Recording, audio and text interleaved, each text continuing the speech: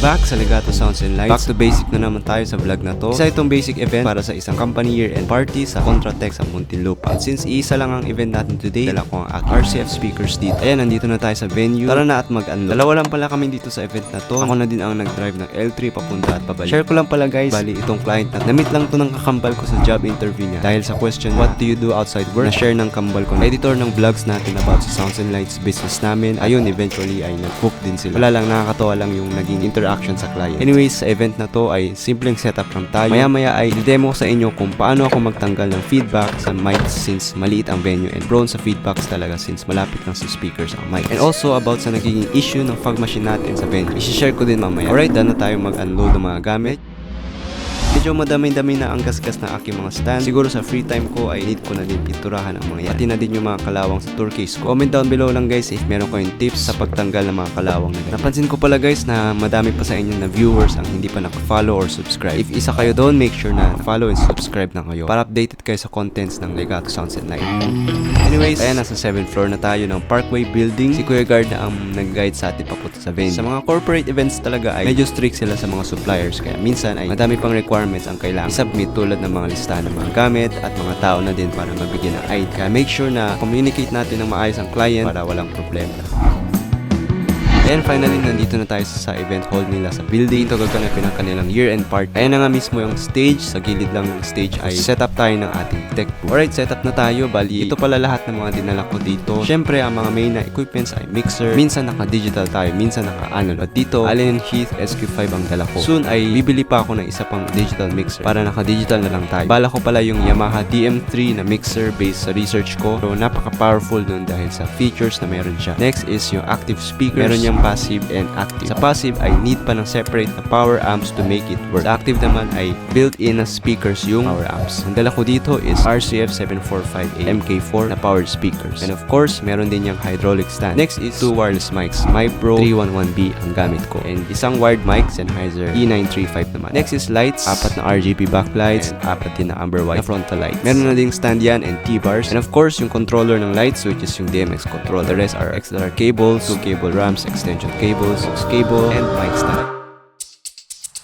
Ayan, dito ko pala nilalagay yung mga wires ko. Okay na to sa akin, kaso lang medyo hindi siya ganun katibay. Meron ako isa nito na nasira yung handles sa gilid dahil nga plastic lang siya. If maingat ka naman, okay na okay yan. Ayan yung RCF speakers natin. 2 years na to sa akin and ito pa din ang best na powered speaker na meron ako. Ayan, mag-start tayo maglatag ng extension cables. Tatawid natin sa stage yan from tech booth area para sa ating RCF speakers sa kabila. Ayan, start na din tayo mag-set up ng ating frontal lights. Sa frontal lights ay usually white or amber white lang yung lights dito. Mas okay if dedicated talaga na amber whites na ilaw ang gamitin dito. Ang purpose ng amber white color sa frontal lights ay para maging natural looking yung skin tone and para maganda din tingnan sa camera. Ito nga pala yung ating wireless mics. It's a MyPro ACT 311B. Napaka-solid nito. Ano nga ba ang advantage ng high-end mics na ganito? Ang advantage ng wireless mic tulad ng MyPro compared sa cheap mic ay nasa UHF frequency stability, diversity, receiver at signal processing. May built-in squelch at pilot tone ito para maiwasan ang static at interference. Kaya hindi pinuputol ang audio kahit maraming signal sa paligid. May balanced XLR output din ito kaya mas malinis ang pasok sa mixer. Sa cheap mic, kadalasan walang ganitong protection kaya madaling magkaroon ng noise, dropout at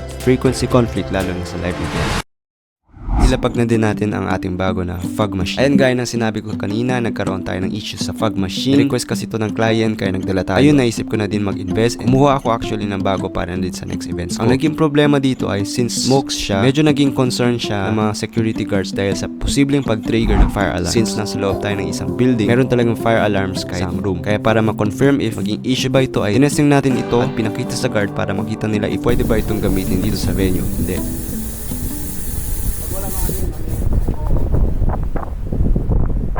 Ayun, nag-video na din yung guard para i-report sa kanila admin if okay ba siya gamitin.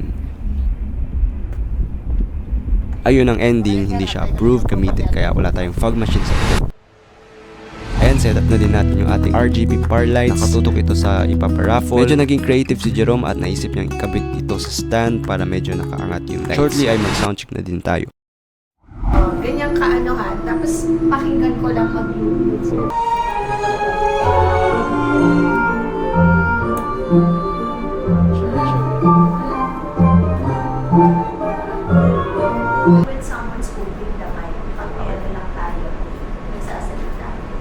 Ngayon naman ay ipapakita ko sa inyo yung style ko sa pagtanggal ng feedback sa mic. Sa small venues na ganito, prone to feedback talaga siya since if makikita nyo yung pwesto ng speakers, medyo tutok siya sa mics. And yun yung nagkakos ng feedback. Kaya ayusin natin yan. First, ang ginawa ko, naglagay ako ng mic na nakatutok speakers to trigger yung feedback. We do graphic EQ.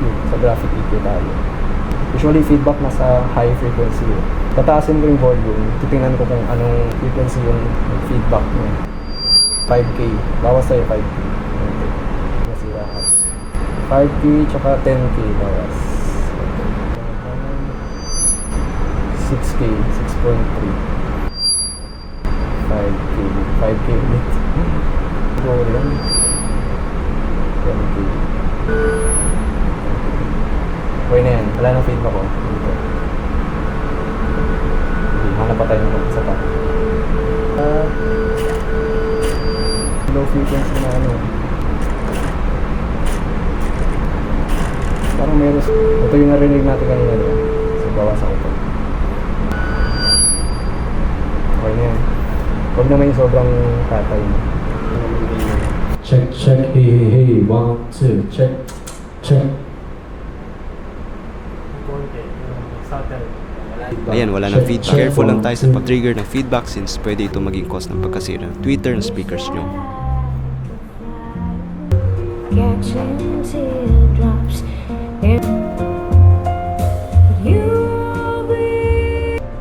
Ayan, done na tayo ng sound check and malapit na mag-start ang event. Pakita ko lang sa inyo mga short clips ng event na to. Enjoy!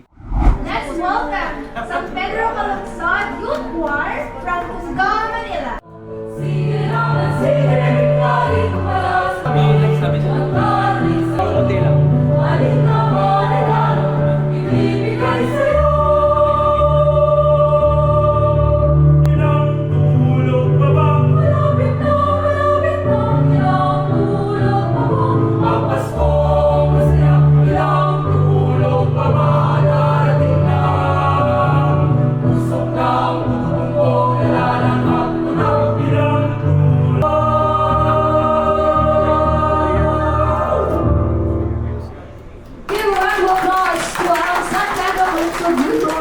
The night is just the beginning.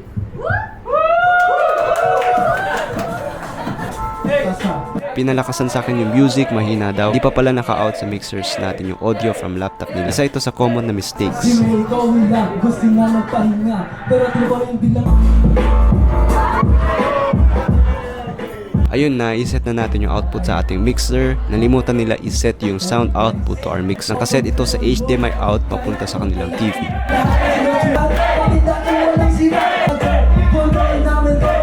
Di na ubus ang go.